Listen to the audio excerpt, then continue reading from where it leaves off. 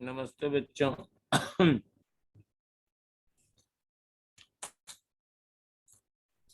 नमस्ते सर।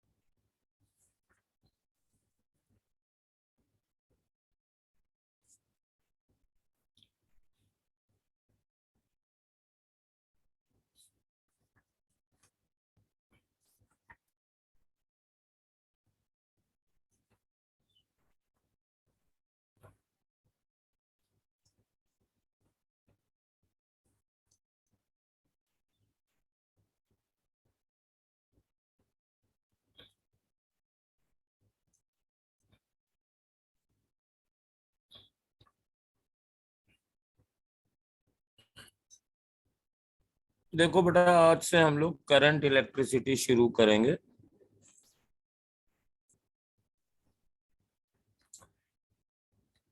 जी sir.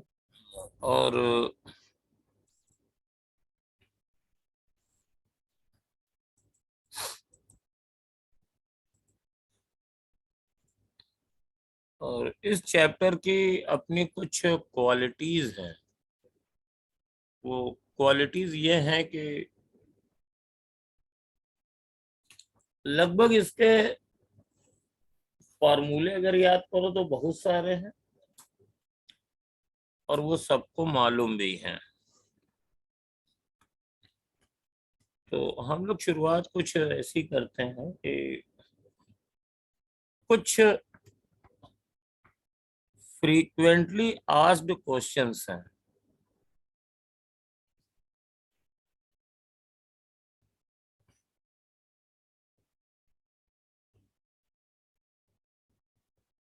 Frequently asked questions हैं,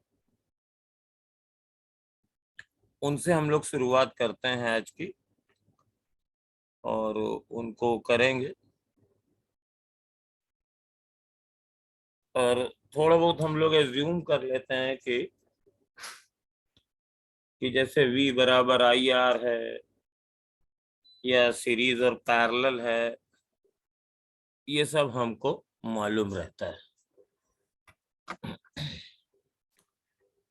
तो इसमें एक रिजल्ट आता है, जैसे रेजिस्टेंस ऑफ ए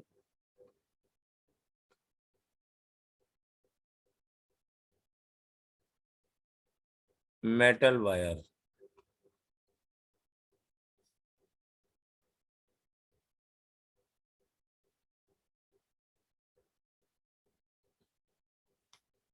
तो ये जैसे मेरे पास कोई मेटेलिक वायर है,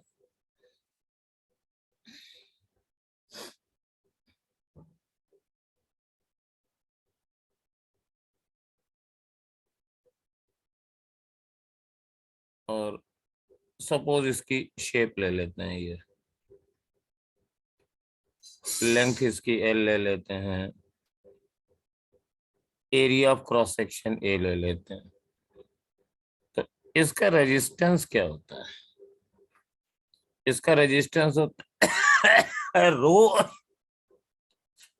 L/A, where rho is called resistivity। Resistivity ये एक मटेरियल की प्रॉपर्टी है।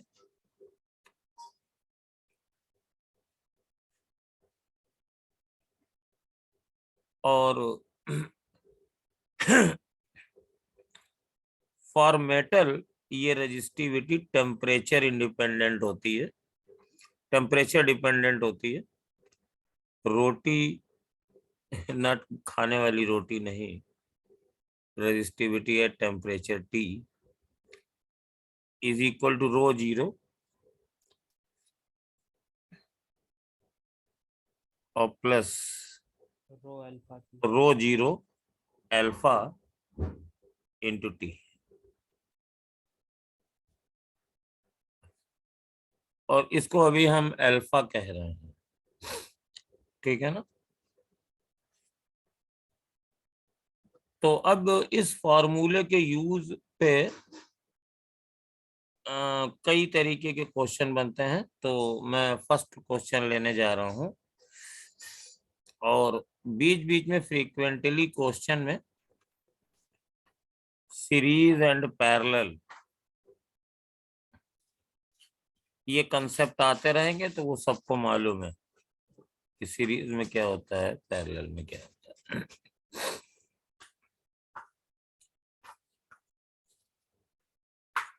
तो सपोज कर लो ये एक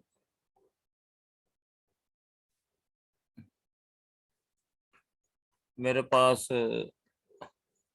क्यूबाइड शेप का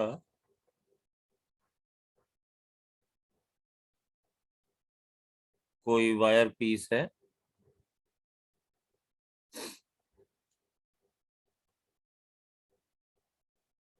और इसको मैं दो बार बना लेता हूँ।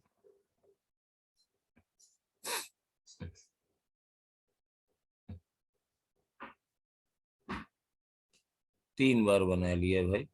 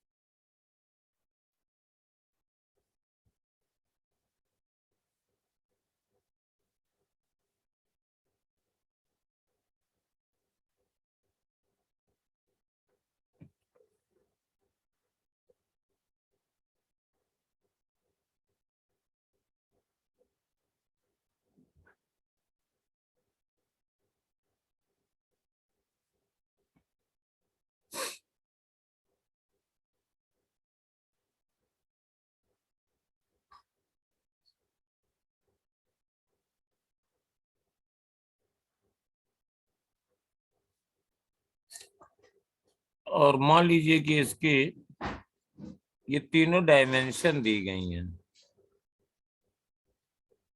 ये दी गई है 3A, ये दी गई है 2A, और ये दी गई है A। और सपोज ये कनेक्शन दिया है, और एक बार ऐसे कनेक्शन दिया गया है। तो A है, B है, ऑफ कोर्स एक और भी बनेगा अगर हम इस फेस को और उस फेस को जोड़ दें। तो सपोज ये C है। तो क्वेश्चन मेरा है calculate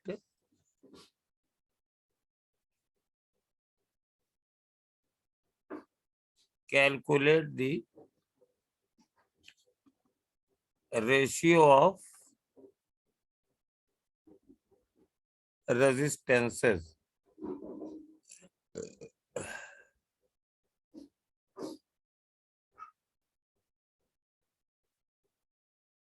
in case A, B and C। इसको हटा देते हैं।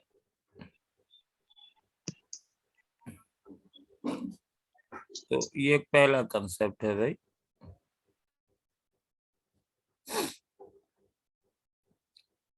तो हमेशा ध्यान रखना कि एरिया ऑफ क्रॉस सेक्शन वो सरफेस होता है जहां से कनेक्शन जोड़ा गया है। जैसे इधर से कनेक्शन आया, इधर से आया है,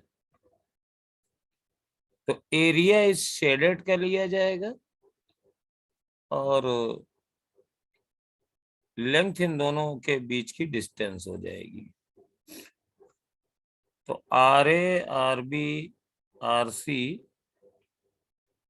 रो तो तीनों में सेम है क्योंकि मटेरियल सेम है, और केस ए में ये लेंथ है 3A,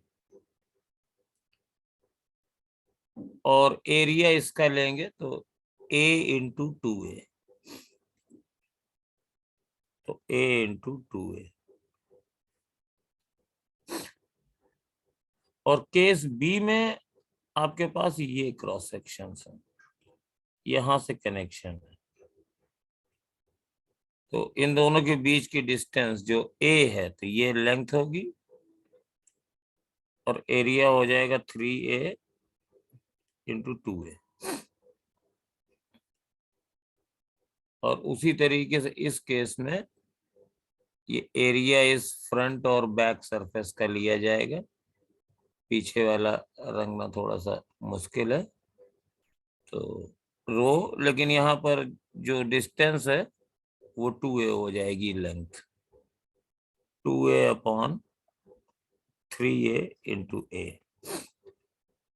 तो रेशियो आ जाएगा 3/2, बाकी रो A और अपॉन नीचे 2A तो कैंसिल हो जाएगा, 1/6 और 2/3, तो 6 से मल्टीप्लाई कर दीजिए, तो 9:1:4। आपसे ये भी पूछ सकते हैं कि इन तीनों में मैक्सिमम और मिनिमम का रेशियो बताइए, तो मैक्सिमम है केस ए में और मिनिमम है केस बी में। तो ये हमारा फर्स्ट फंडामेंटल इस फॉर्मूले का एप्लीकेशन था, और माइट भी ये क्यूबिकल ना हो, ये किसी और शेप का हो, तो अब मैं पेज पलट रहा हूँ और धीरे धीरे इन क्वेश्चंस को और आगे बढ़ाता हूँ।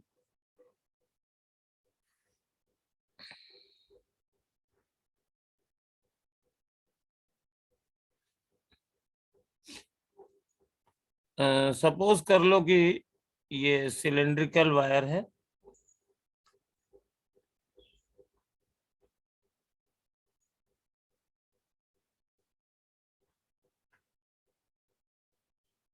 रेडियस R का, और लेंथ इसकी L है, तो resistance of A cylindrical wire,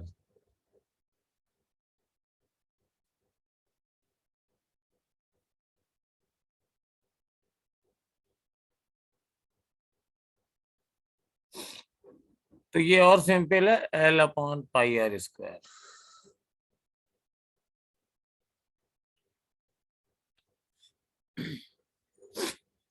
resistance of ए, उसी फॉर्मूले का एप्लीकेशन है, रेजिस्टेंस ऑफ ए ट्रंकेटेड कोन।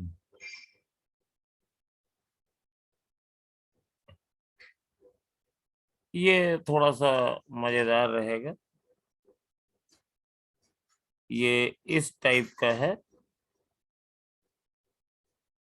ये है ऐसे, ये कोन है बेसिकली एक, इसको बढ़ाएंगे तो कोन बनेगा, लेकिन बीच से इसको चॉप कर दिया गया है, और ये हमारे पास लेंथ है L, और यहाँ इसकी रेडियस आप R1 और R2 मान लीजिए,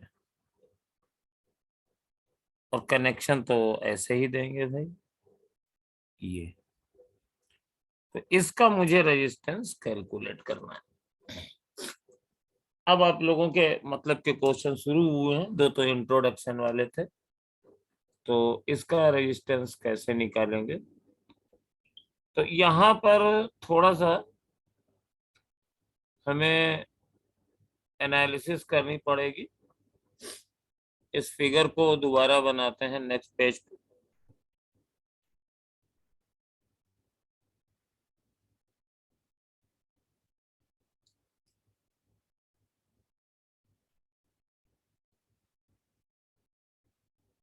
तो यहां से देखो कि अगर हम लोग यहां से x डिस्टेंस पर ये क्रॉस सेक्शन कंसीडर करें, तो यहाँ की जो हमारे पास इसकी रेडियस है उसको हम कुछ मान सकते हैं। सपोज ये डिस्टेंस x है, तो यहाँ की रेडियस आप स्मॉल r मान लीजिए। तो इस तरीके के ये कई क्रॉस सेक्शन बन जाएंगे और ये सारे छोटे छोटे पीसेस जो छोटे छोटे हैं, सपोज x और dx के बीच का पोर्शन अगर हम कंसीडर करें तो dx इज वेरी स्मॉल। तो ये जो एलिमेंटल हमारे पास स्मॉल वायर आया है, तो इसकी रेडियस r है, तो इसका रेजिस्टेंस हो जाएगा rho dx upon pi R square. ये dx इतना स्मॉल है कि जो क्रॉस सेक्शन इसकी मानी है वही इसकी भी मानी है। और इस तरीके से ये जो लगातार जुड़े हैं, सच एलिमेंट्स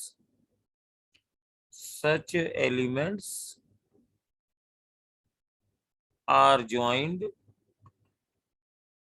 इन सीरीज।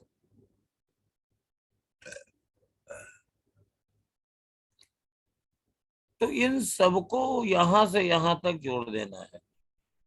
तो ये जो एलिमेंट्स लिया कंसीडर किया है dx विड्थ का, इसका रेजिस्टेंस हम dr मान ले रहे हैं।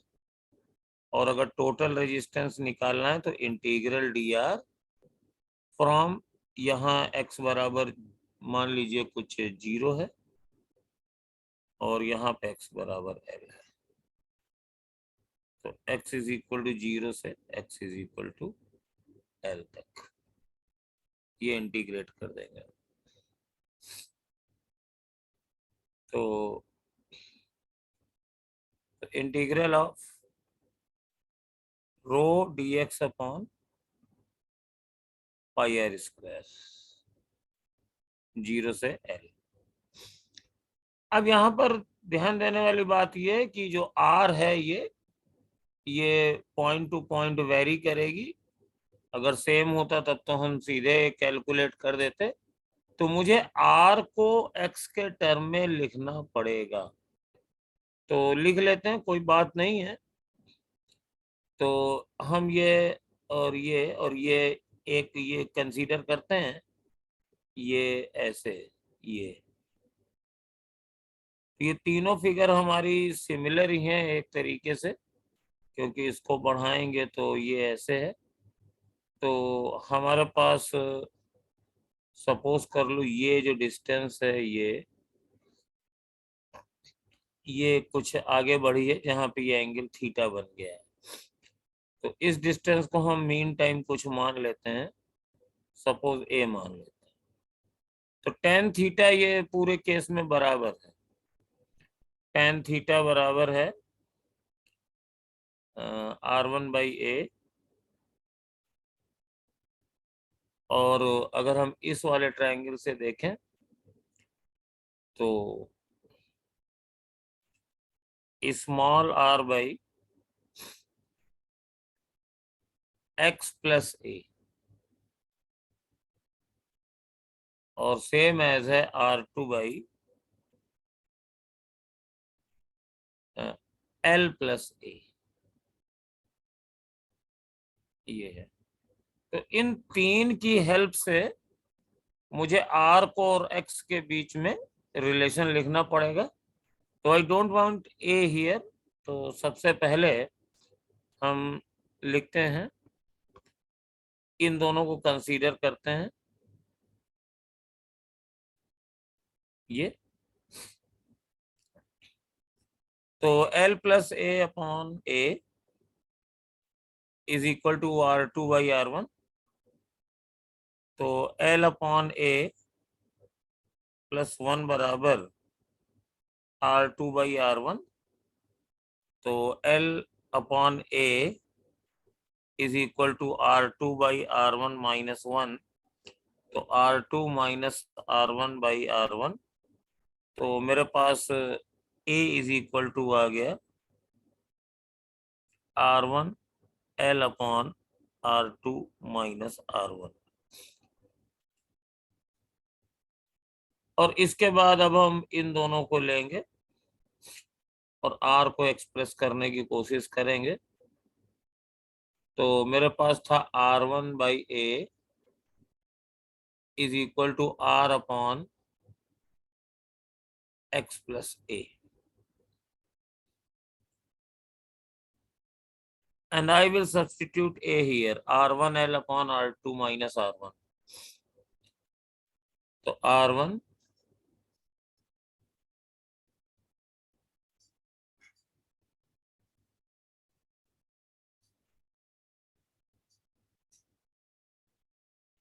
R1L upon R2 minus R1 equal to R upon,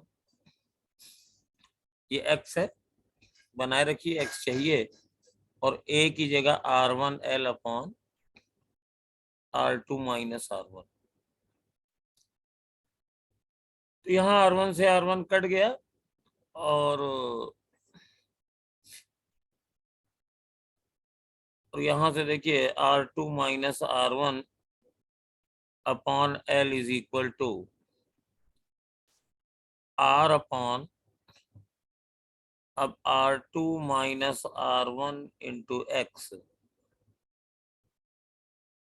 plus R1L, और ये ऊपर चला जाएगा R2 माइनस R1। तो हमारे पास ये R2 माइनस R1 कैंसिल हो जाएगा। तो R is equal to R1L upon plus R2 minus R1 into x upon L, और ये आ जाएगा R1 plus R2 minus R1/L into x. ये R बराबर हो गया, और now dr is equal to था rho into dx upon pi r square, और इसको इंटीग्रेट करना था x बराबर 0 से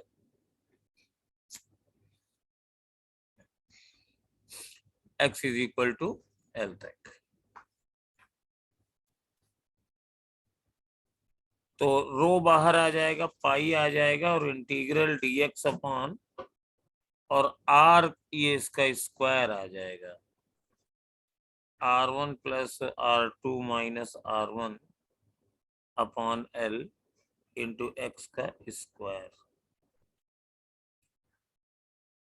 0 से L, और ये मेरे पास रिजल्टेंट आएगा रेजिस्टेंस। तो रो अपॉन पाई, अब देखो ये एक्स स्क्वायर है, और इसमें हम सब्स्टिट्यूशन करके कर सकते हैं। तो इसका जो इंटीग्रल आएगा, ये एक्चुअली इसकी पावर -2 है, तो इंटीग्रल आ जाएगा -1 upon R1 plus R2 minus R1 by L into x, और जो x का कॉफिशियंट है उससे हम डिवाइड करेंगे, तो x का कॉफिशियंट ये है, तो L upon R2 minus R1, और ये इंटीग्रल है x बराबर 0 से L। तो अब जब वैल्यू रखेंगे तो ये माइनस है, खैर कोई बात नहीं है, ये तो बाहर ले लीजिए। तो रो L अपॉन पाई R2 माइनस R1, और एक बार x की जगह L रखिए, तो जब x की जगह आप L रखेंगे तो ये L से L कैंसिल हो जाएगा, और ये R1 और R1 कैंसिल हो जाएगा, बचेगा -1 अपॉन R2, और माइनस आप जब एक बार x की जगह 0 रखेंगे तो ये पूरा टर्म 0 हो जाएगा, और ये माइनस ये +1 अपॉन R1 हो जाएगा। और जब इसको कैलकुलेट करेंगे तो रो L अपॉन पाई, और ये फिर से R2 माइनस R1 आएगा जो कैंसिल हो गया, और ये आंसर R1 R2 आ जाएगा। ये है मेरे पास। तो इंटीग्रल थोड़ा सा लंबा है, पीडीएफ शेयर करेंगे तो आप देख सकते हैं, उसमें कोई प्रॉब्लम नहीं है। लेकिन रिजल्ट ये आया है। मैं रिजल्ट की बात करूं अगर, तो अगर ये ट्रंकेटेड कोन था,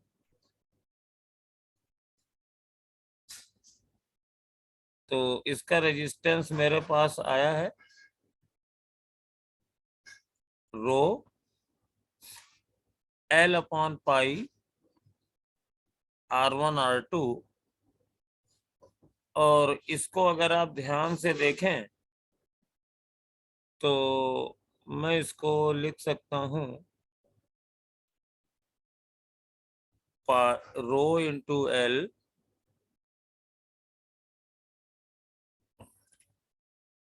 under root pi R1 square और पाई R2 स्क्वायर। पाई का स्क्वायर रूट पाई आ जाएगा, R1 स्क्वायर R2 का ये हो जाएगा, and this is area of 1 and this is area of 2। तो rho L upon under root A1 A2। तो we learn this result और दिस रिजल्ट। अगर ये ट्रंकेटेड कोन है तो अगर हमें ये फॉर्मूला याद है तो हम इसको जल्दी से कर सकते हैं। अगर हमने ये तरीका भी सीख लिया है तो कुछ और वेरिएशन होगा तो भी हम कर सकते हैं। तो इसलिए मैंने दोनों ही तरीके बताए, और आपको ये दोनों ही तरीके मालूम भी होने चाहिए। और ये तो बिल्कुल याद होना चाहिए क्योंकि इस पर बहुत बार क्वेश्चंस आ चुके हैं। ओके, इसी तरीके से एक मैं आपको और दिखा रहा हूं, लेकिन उसको मैं इंटीग्रेट नहीं करूंगा। ये मान लीजिए मेरे पास इस तरीके से, ये ट्रंकेटेड कोन नहीं है बल्कि ये प्रिज्म का कोई एक फ्रस्क्रम है, ऐसे ऐसे। और ये वाला एरिया A1 है, ये वाला एरिया A2 है, और बीच की डिस्टेंस L है। तो एक्चुअली ये दोनों ही एक ही टाइप के चीज हैं।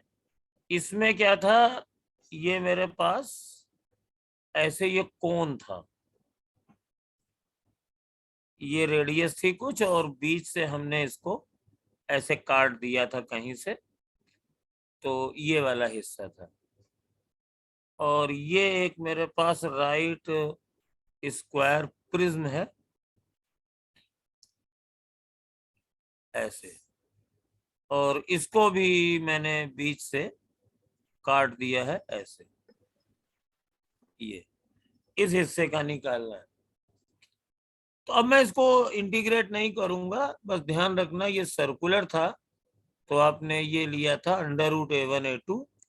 और अगर इस टाइप का आ गया है तो R बराबर लीजिएगा रो L upon A1 plus A2 by 2। मतलब इन दोनों एरिया का, यहाँ पे आपने इन दोनों एरिया का ज्योमेट्रिक मीन लिया था, दोनों को गुणा करके स्क्वायर रूट लिया था, यहाँ पे अर्थमेटिक मीन लेंगे। और ये मैं टोटल रेक्टिफिकेशन ही बता रहा हूँ क्योंकि करने का मेन मेथड तो इंटीग्रेशन है, और जितने लोगों को इंटीग्रेशन का शौक है, they can do it by integration very nicely. हालांकि इंटीग्रेशन तो इंटीग्रेशन ही होता है। तो लेकिन इन दोनों रिजल्ट्स को आपको याद रखना चाहिए। तो दिस वाज माय फर्स्ट। अगर कैसे हम वेरियस शेप का ले लें तो इन ले करते हैं, तो मेनली दो केस इंपॉर्टेंट होते हैं, एक ये ट्रंकेटेड कोन और एक ये पिरामिड का फर्स्ट कर्व। तो ये बहुत इजीली आप इनसे निकाल सकते हैं, और मुझे नहीं लगता कि और कोई कॉम्प्लिकेटेड फिगर आएगी जिसमें आपको इंटीग्रेट करना पड़ेगा।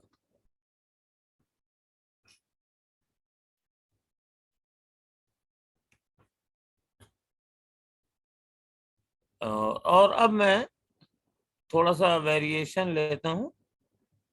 वेरिएशन ये लेता हूँ कि सपोज ये दो वायर्स हैं मेरे पास, ये दो वायर्स हैं, और फिलहाल हम ये इनको ऐसे ले लेते हैं। सपोज इसका क्रॉस सेक्शन एरिया ए है, और इसका क्रॉस सेक्शन एरिया, मैं कैसा करता हूँ, क्रॉस सेक्शन एरिया दोनों को बराबर ले लेता हूँ। ठीक है, ये दो वायर ले रहा हूं मैं। क्रॉस सेक्शन एरिया ए है और लेंथ भी एल और एल है, लेकिन इसकी रेजिस्टिविटी डिफरेंट है। तो find the resistance and equivalent resistivity.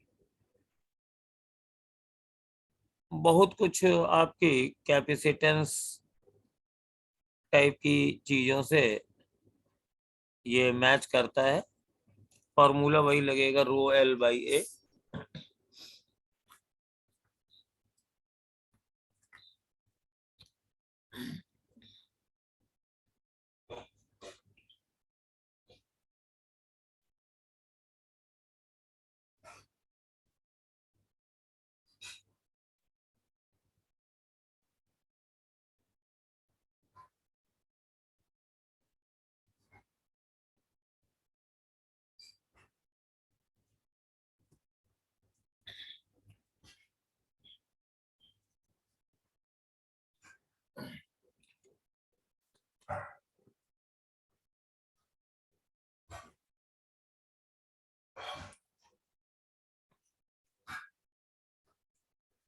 तो देखो, ये दोनों वायर भी सीरीज में जुड़े हुए माने जाएंगे।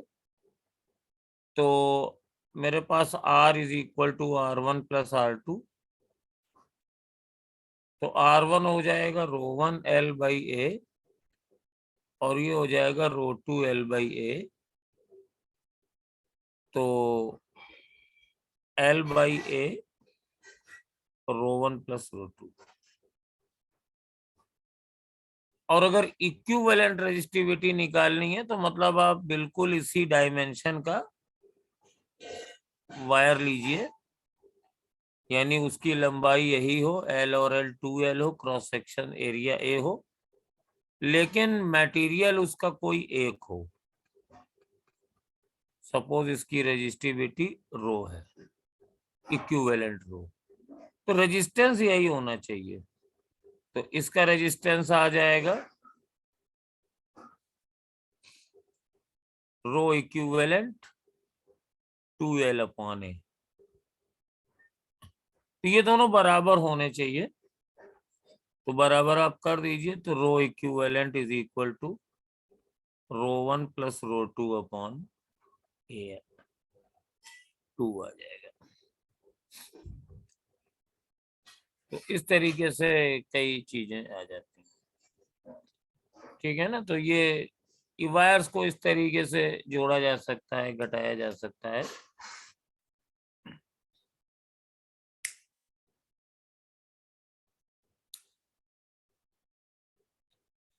चलिए, अब हम लोग नेक्स्ट क्वेश्चन पे करते हैं।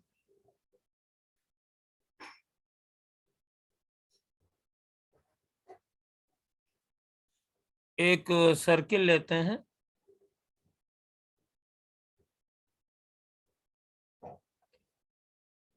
ये यूनिफॉर्म वायर है और रेडियस इसकी R है। रेडियस ऐसा करते हैं, कुछ और मानते हैं। रेडियस हम स्मॉल r मानते हैं, और इसका रेजिस्टेंस R मानते हैं। रेजिस्टेंस R मानते हैं, ये टोटल रेजिस्टेंस R है। अब मैंने इसका कनेक्शन कर दिया ऐसे। अगर इसको बढ़ाएं तो ये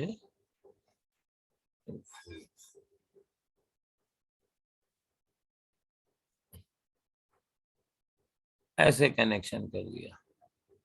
अगर मैं बढ़ाऊं तो सेंटर पे एंगल थीटा होता है, तो मुझे इक्विवेलेंट रेजिस्टेंस निकालना है। इक्विवेलेंट रेजिस्टेंस, तो यहां पर देखो ये वायर ऐसे ऐसे जा रहा है, तो ऊपर वाले पोर्शन का रेजिस्टेंस R1 मान लो, नीचे वाला R2 मान लो, और दोनों एक दूसरे के पैरेलल में है। तो 1/R is equal to 1/R1 plus 1/R2। और R1 कितना हो जाएगा, rho into upon cross section area A, और ये वाली लेंथ ली जाएगी and that is R into 2π-θ, और R2 बराबर हो जाएगा रो अपॉन ए और R इंटू थीटा। लेंथ बराबर आर्क लेंथ बराबर रेडियस इंटू थीटा, और यहाँ वैल्यू रख देंगे तो 1/R बराबर, तो अब ये रेडियस तो इसकी मैंने स्मॉल r मानी थी, तो इसको मैं स्मॉल r मान लेता हूं।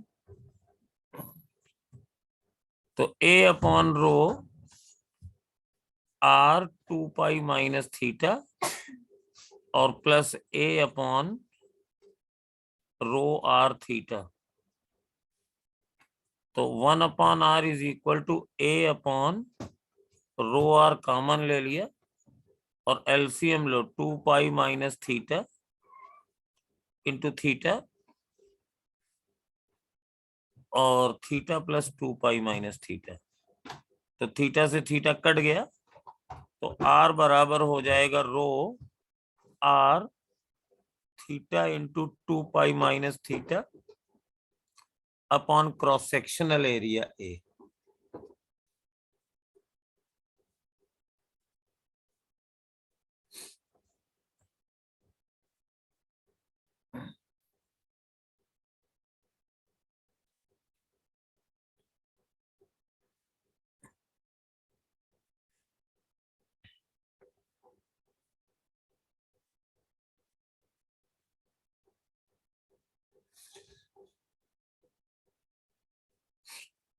चलिए,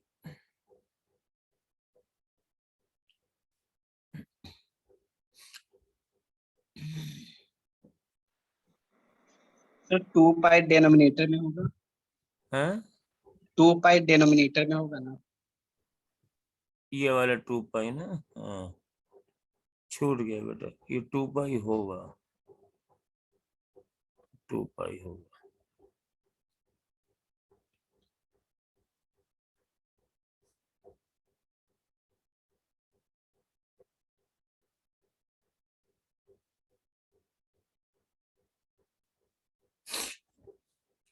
अब देखो यहां पर हम क्या कर रहे हैं, ये एक स्क्वायर ले रहे हैं।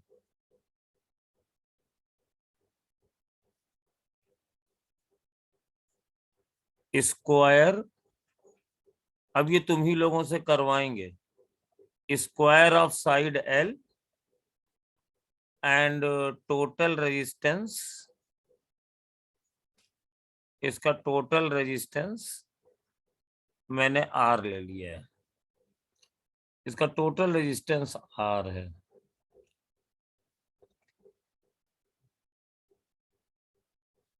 और ये मैंने कनेक्शन दे दिया है ऐसे।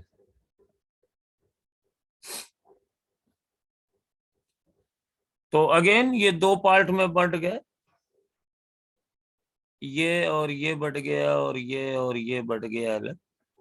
अगर मैं नाम रख लूं ABCD, स्क्वायर के नाम रख लूं, और पॉइंट्स के नाम रख दूं P और Q, तो एक वायर बना मेरा PBQ, और दूसरा वायर बना PADCQ, और ये दोनों पैरेलल में है। सपोज इसका रेजिस्टेंस R1 है, इसका रेजिस्टेंस R2 है, and R1 is equal to 1/n times R2 है। तो find are equivalent between A and B.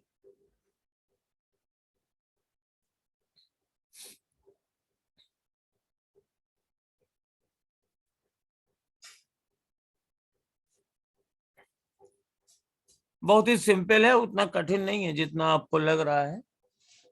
It is very simple.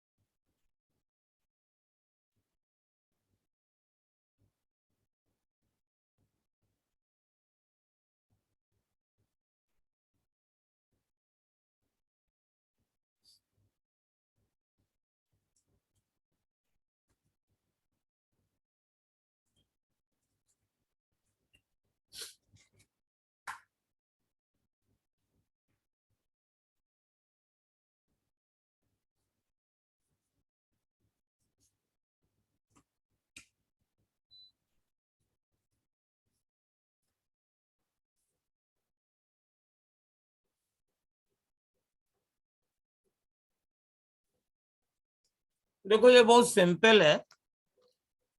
अगर मैं इस पोर्शन का रेजिस्टेंस R1 और इस पोर्शन का रेजिस्टेंस R2 मानता हूं, तो R1 प्लस R2 बराबर R है.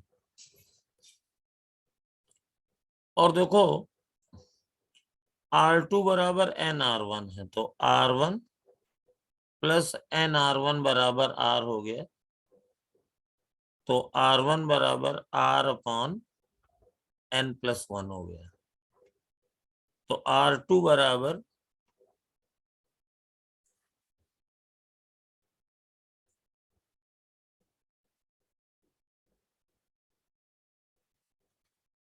NR अपॉन N+1 हो गया. और ये दोनों बेटा पैरेलल में है, तो equivalent resistance equal to N+1 upon R और N+1 अपॉन NR. तो that is NR N+1 plus N+1 1 upon R equivalent. तो N इस NR अपॉन, इसको मैं हटा देता हूं.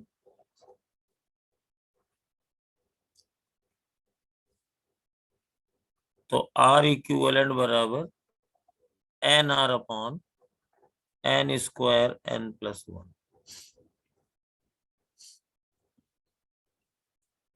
मतलब ये ज्योमेट्री की जरूरत उतनी नहीं पड़ेगी आपको.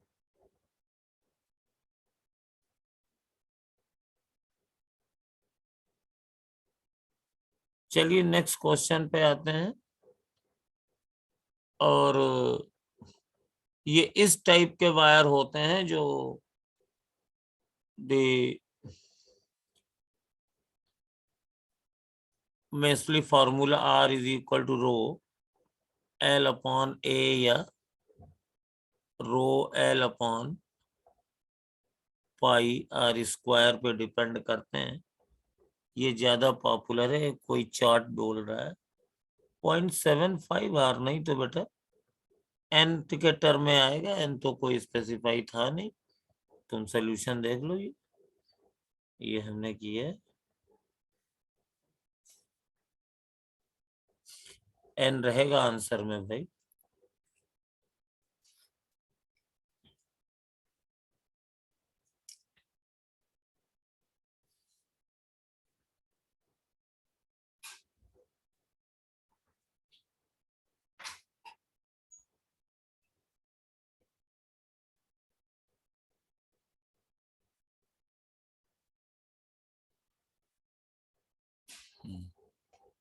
तो कोई वायर है और ए वायर, क्वेश्चन में लिख रहा हूं, a wire has resistance 10 ohm and its length is doubled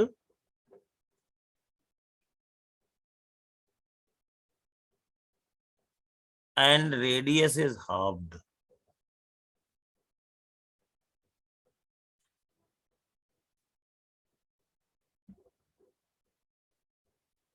Calculate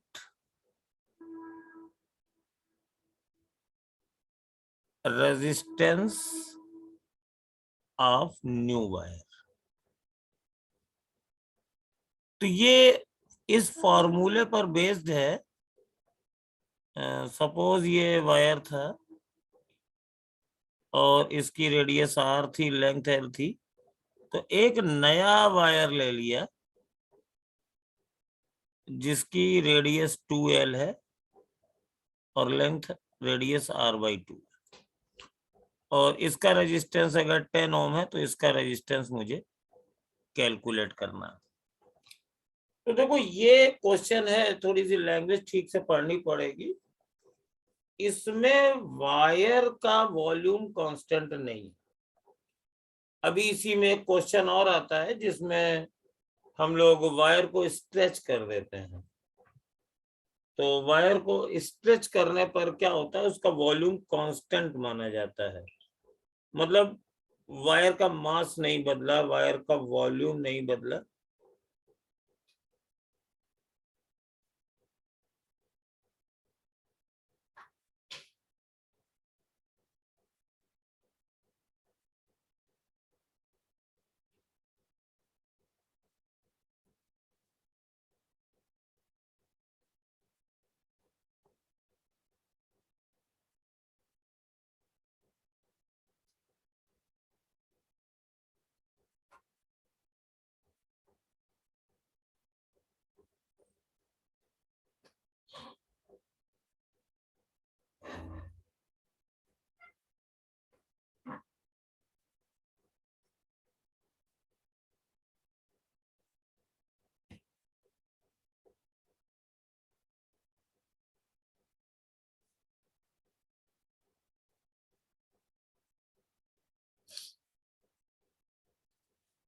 तो यहां पर सीधे सीधे प्रोपोर्शनलिटी है, वॉल्यूम नहीं कांस्टेंट है। बस एक चीज है, रो दोनों का सेम है।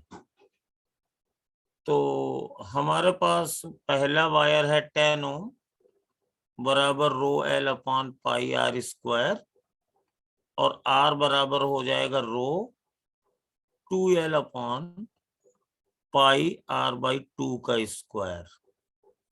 तो ये 4 भी ऊपर आ जाएगा, रो L upon pi R square 10 रख देंगे तो दैट विल बी 80 ओम हो जाएगा। तो इसमें सीधा सीधा कॉन्सेप्ट है, मटेरियल वही रहता है, मटेरियल रिमेन सेम,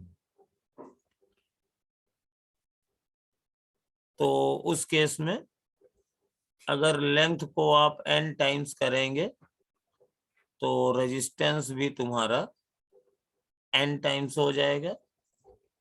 एरिया को अगर आप n टाइम्स करेंगे तो रेजिस्टेंस A/n हो जाएगा, और अगर R को आप n टाइम्स करेंगे तो रेजिस्टेंस A/n² हो जाएगा।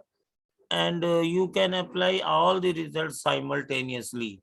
जब आप उसी मटेरियल का दूसरा वायर बना रहे हैं तो आप अपने डिजायर्ड की लेंथ और अपने मनपसंद रेडियस वगैरह रख सकते हैं, इसमें और कोई रिस्ट्रिक्शन नहीं है ना। तो इसमें कुछ लोग परसेंटेज चेंज भी पूछते हैं, इसका आंसर काफी ज्यादा लोगों ने दे दिया है। वेरी गुड, 80 ओम आएगा, बिल्कुल सही करेक्ट आंसर आप लोगों का। और इसमें परसेंटेज वगैरह भी पूछते हैं, तो मैं जैसे ये चेंज हमने किया, तो सपोज एक वायर है, मैं इसका एक फॉर्मूला बना देता हूं। लेंथ इज बिकम्स NL या ML कर दिया, लेंथ को M टाइम्स कर दिया और रेडियस को N टाइम्स कर दिया, तो मेरे पास जो रेजिस्टेंस है वो M/n² टाइम्स हो जाएगा। तो जैसे हमने कहा कि एक वायर लिया, इसका रेजिस्टेंस मान लीजिए 100 ओम था और लेंथ इसकी डबल कर दी और क्रॉस सेक्शन रेडियस भी डबल कर दिया। लेंथ L से 2L कर दी और रेडियस भी R से 2R कर दिया, तो 2/2² यानी R/2, तो रेजिस्टेंस 50 ओम हो जाएगा। और आप परसेंटेज चेंज भी निकाल सकते हैं, परसेंटेज चेंज, तो परसेंटेज चेंज हो जाएगा M/n² -1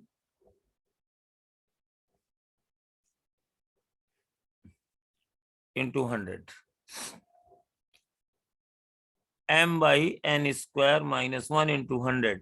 बट परसेंटेज चेंज इस पे ज्यादा बिलीव रखो, R2 - R1/R1 into 100, क्योंकि ये वाले रिजल्ट एक्चुअली बेटा तुम लोगों को एक अपना एक्सपीरियंस बता रहे हैं।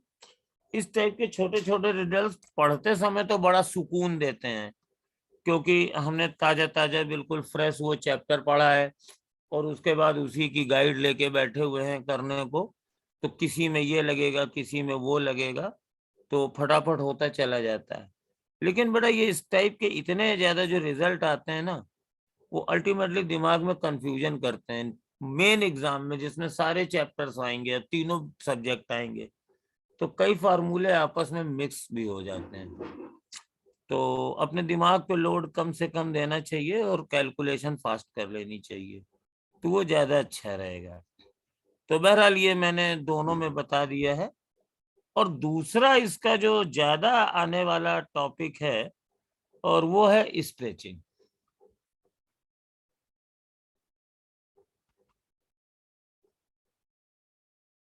तो स्ट्रेचिंग में क्या है, ये वायर है। अब देखिए इसकी लंबाई L थी, क्रॉस सेक्शन रेडियस R थी। अब आपने इसको खींच दिया है, आप दूसरा मटेरियल नहीं ले सकते हैं, नहीं लिया है आपने, उसी को खींचा है, तो इसमें रो तो सेम रहेगा ही, टोटल वॉल्यूम भी वही रहेगा। यानी अगर आप एक डायमेंशन को चेंज करेंगे तो दूसरी आपके हाथ में नहीं है। जैसे पिछले केस में मैंने लेंथ को भी डबल किया था, रेडियस को भी डबल किया था, हम कर सकते हैं, हमने वही मटेरियल लिया, उसका दूसरा वायर बना लिया। लेकिन यहाँ पे तो वही अमाउंट है ना, तो वायर का मास और वॉल्यूम दोनों कांस्टेंट रहता है, तो टोटल वॉल्यूम और टोटल मास ये है ना, ये सेम रहता है। तो वॉल्यूम के बारे में आप जानते हैं, वॉल्यूम का क्या होता है, वॉल्यूम बराबर है होता है length into pi R square, ये वॉल्यूम होता है। तो अगर आप मान लीजिए इसमें लेंथ को n टाइम्स कर देते हैं, सपोज लेंथ को मैंने nl कर दिया, तो डेफिनेटली रेडियस विल चेंज। और रेडियस कैसे निकलेगी? पहले वॉल्यूम ये था l into pi R square, और बाद में लेंथ तो आपने nl कर दी, और रेडियस मैंने मान लिया r1 मान ली। तो r1 square is equal to,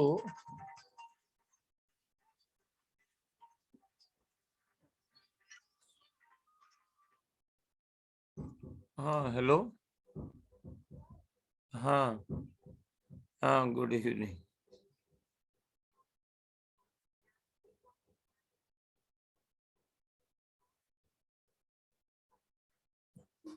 हाँ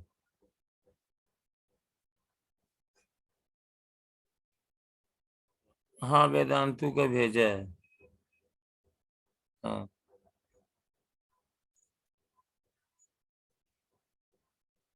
78 तो फिजिक्स का है भी नहीं। अच्छा देखो, क्या कर रही हो इस समय?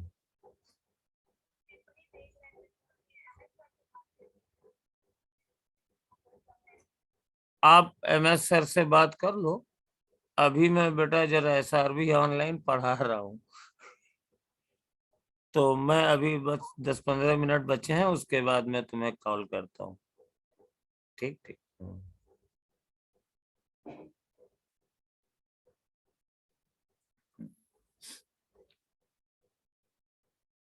तो ये आर स्क्वायर ये है, तो आपके पास जो आर है ये कम हो जाएगी, वॉल्यूम वही रहेगा, लेकिन ये जो रेडियस है ये आर स्क्वायर से आर स्क्वायर बाई एन हो जाएगी। तो ये आप लिख सकते हो कि R1 बराबर R by under root N हो जाएगी। ये कुछ और नहीं हो सकता, आप स्ट्रेच कर रहे हो। तो रेजिस्टेंस कितना होगा देखो, तो रेजिस्टेंस हो जाएगा, पहले था rho L upon pi R square, और बाद में हो जाएगा रो L की जगह NL हो गया, और R स्क्वायर की जगह R स्क्वायर बाई N हो गया, तो ये N स्क्वायर R हो गया। तो टीचर रिजल्ट हम लोग ऐसे बताते हैं कि अगर वायर को स्ट्रेच करके लेंथ को n टाइम्स करोगे तो रेजिस्टेंस R से n स्क्वायर टाइम्स बढ़ जाएगा। इसको सीधे याद करते हैं। और अगर स्ट्रेच करोगे तो एक ही चीज दी जाएगी, दोनों नहीं दे सकते, क्योंकि वॉल्यूम सेम रहेगा। तो आप जैसे लेंथ को डबल करोगे तो रेडियस 1/√2 होनी है। आप ये नहीं कर सकते। अगर क्वेश्चन में ये दिया लिखा हो चाहे ना लिखा हो, अगर ये दिया है कि हमने लेंथ को भी डबल कर दिया, रेडियस को ट्रिपल कर दिया, तो मान लो इसका मतलब है स्ट्रेचिंग नहीं है, फिर उसी मटेरियल का दूसरा वायर बना दिया गया है।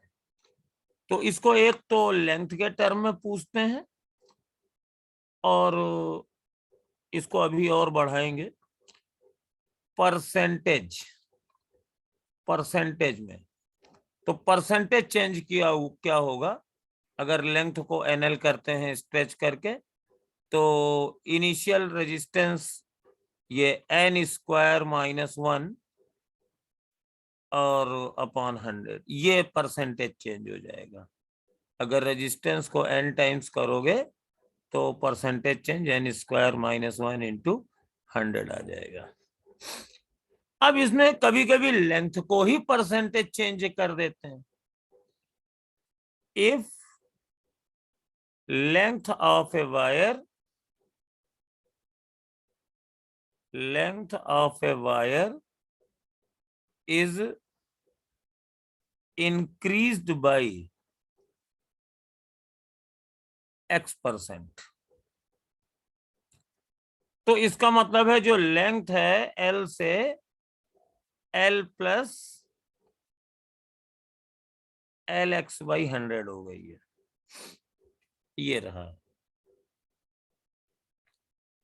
तो क्रॉस सेक्शन रेडियस क्या होगा? तो वो वॉल्यूम कंजर्वेशन करना है, स्ट्रेचिंग की गई है। तो L into pi R square बराबर ये हो गई L plus L x upon 100 और इंटू पाई और ये R1 स्क्वायर। तो यहां से पाई से तो पाई कट जाएगा और R1 स्क्वायर हो जाएगा तुम्हारे पास R square upon 1 plus x by 100। यहां से एल कॉमन लेके वो भी काट दिया है, 1 प्लस एक्स बाई 100 हो गया। तो रेजिस्टेंस कितना हो गया? तो सपोज पहले रेजिस्टेंस R था, rho L upon pi R square. तो अब रेजिस्टेंस हो जाएगा R1 बराबर रो, और ये लेंथ हमारी बढ़ गई है, ये L 1 प्लस एक्स बाई 100 है, और रेडियस हमारे पास हो गई है R स्क्वायर अपॉन, तो ये ऊपर जाके स्क्वायर हो जाएगा, तो ये हो जाएगा R 1 प्लस एक्स बाई 100 का स्क्वायर, ये R1 हो गया। इतने टाइम्स बढ़ गया, ये अलग से याद किया जा सकता है। ये कितना हो गया? अगर परसेंटेज चेंज निकालना है तो आप इसमें से माइनस कर दीजिए, परसेंटेज चेंज होगा R1 minus R upon R into 100। तो यहां से आप R 1 प्लस एक्स बाई 100 का square minus R upon R into 100 करेंगे, तो ये R तो कट जाएगा, और 1 प्लस एक्स बाई 100 का स्क्वायर माइनस 1, तो 1 से 1 कट जाएगा और ये परसेंटेज चेंज जाएगा x अपॉन 100 का स्क्वायर और प्लस 2x बाई 100 और मल्टीप्लाइड बाई 100। तो आंसर बड़ा अच्छा आया है, यहां लिख दे रहे हैं x square by 100 plus 2x। अगर हमने लेंथ को x% बढ़ा दिया तो रेजिस्टेंस इतने % बढ़ जाएगा। सर लेकिन यहाँ पे आपने x अपॉन 100 का पूरे में होल स्क्वायर किया, अच्छा कट जाएगा एक। यस हाँ, एक कट जाएगा ना, 100 से गुणा करोगी तो एक हट जाएगा ना। Yes sir. तो ये सब जो रिजल्ट है, अब जैसे मान लीजिए मैं तुम्हें क्वेश्चन करके दिखाता हूँ जो सभी बुक्स में दिया हुआ है कि एक वायर की जो लेंथ है वो 10% बढ़ा दी गई, तो उसका रेजिस्टेंस कितने % बढ़ेगा। तो मेरे पास रिजल्ट है, हम डायरेक्ट इसको कर सकते हैं, x square by 100 plus 2x। तो x square by 100 plus 2x, तो 10 का स्क्वायर बाई 100 प्लस 2 इंटू 20, नहीं 2 इंटू 10, एक्स तो 10 है, हाँ, तो 21% लेंथ बढ़ जाएगी। बड़ी जल्दी निकल आया, बड़ा अच्छा लगा, लेकिन बस ये है कि ये बना रहे तो ठीक है। वैसे मैं तुम्हें एक शॉर्टकट बता देता हूं कि लेंथ के टर्म में अगर तुम्हें रेजिस्टेंस लिखना है, इसको याद करने का एक सिंपल तरीका है स्ट्रेचिंग वाले के लिए, rho L upon pi R square होता है। तो कांस्टेंट क्या रहता है? वॉल्यूम। तो आप रेजिस्टेंस को वॉल्यूम के टर्म में लिखो, तो एल तो लिखो ही, और पाई स्क्वायर की जगह वी अपॉन एल कर दो, तो rho L square upon V. अब अगर स्ट्रेचिंग करोगे तो रो और वी नहीं बदलेगा, खाली एल स्क्वायर बदलेगा। तो resistance proportional to L square है। और ये हमने तुमको पता नहीं कितनी बार बताया है कि अगर y proportional to x square हो तो अगर x में 10% का चेंज होगा तो y का परसेंटेज चेंज इतना ही होता है। ये मैंने वर्क पावर एनर्जी में भी बताया था और भी कई जगह बताया था, तो वही रिजल्ट दोबारा आ गया। ये कोई नया रेजिस्टेंस नहीं, नया रिजल्ट नहीं है ना। This is not a new result. Okay,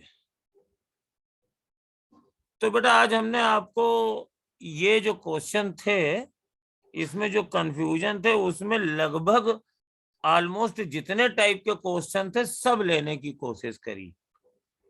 अब मैं टेम्परेचर वाला भी बता दूं। देखो रो बराबर होता है रो 0 1 प्लस अल्फा टी मेटल के लिए, तो इसका ग्राफ ऐसे जाता है।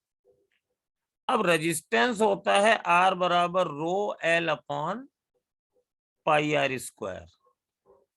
तो मैं आपको ये बता दूं कि जब आप टेम्परेचर बढ़ाओगे तो लेंथ और रेजिस्टर रेडियस भी बढ़ती है थर्मल एक्सपेंशन से, लेकिन ये नेग्लिजिबल भी बढ़ती है।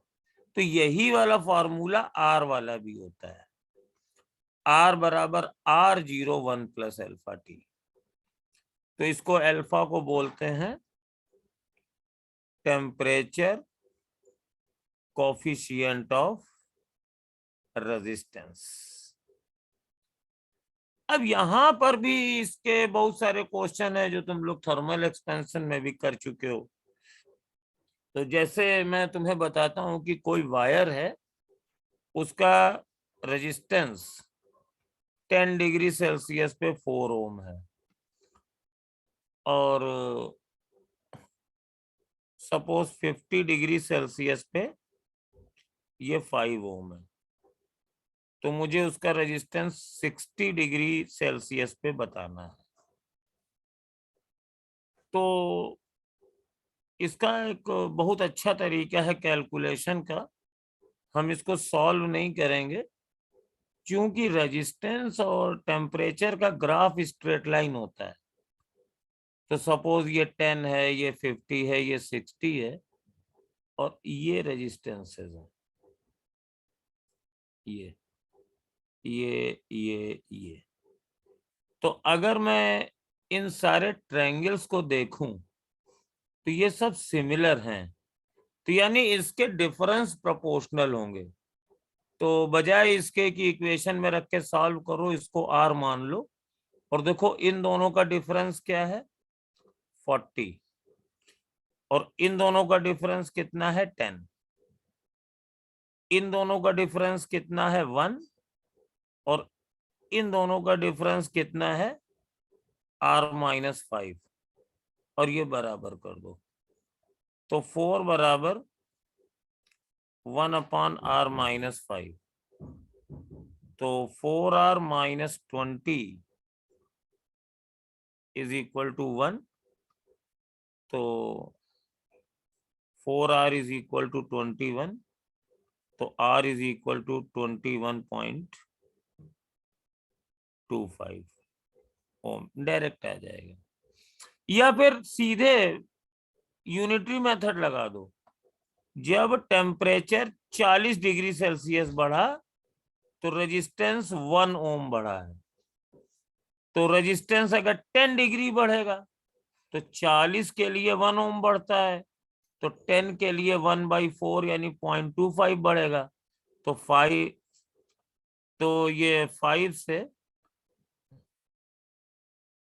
सर डिवाइड करना है। हाँ, तो ये 5.25 हो जाएगा। यहां से भी आर की वैल्यू 5.25 हो जाएगी। तो ये बहुत जल्दी हो जाता है। जैसे हमने कहा कि 20 डिग्री पे रेजिस्टेंस 2.53 ओम है और मान लीजिए 30 डिग्री सेल्सियस पे रेजिस्टेंस 2.60 ओम है और बताइए 50 डिग्री पे सेल्सियस पे रेजिस्टेंस कितना होगा। तो ऐसे देखो, जब ये 10 डिग्री बढ़ा है तो ये 0.07 बढ़ा है। तो अब ये 20 अगर बढ़ेगा तो 0.14 बढ़ेगा तो इसमें 0.14 जोड़ लो तो 2.74 ओम हो जाएगा। तो आप लोग इतने सारे इक्वेशन को सॉल्व करने से बच जाओगे, जल्दी से क्वेश्चन हो जाएगा।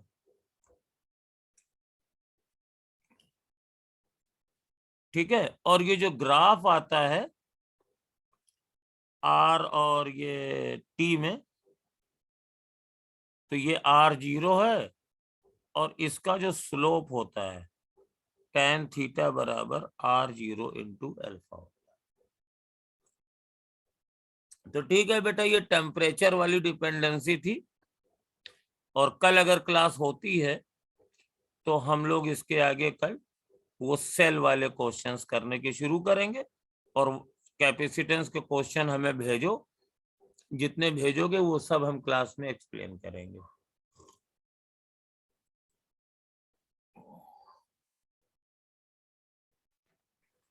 थैंक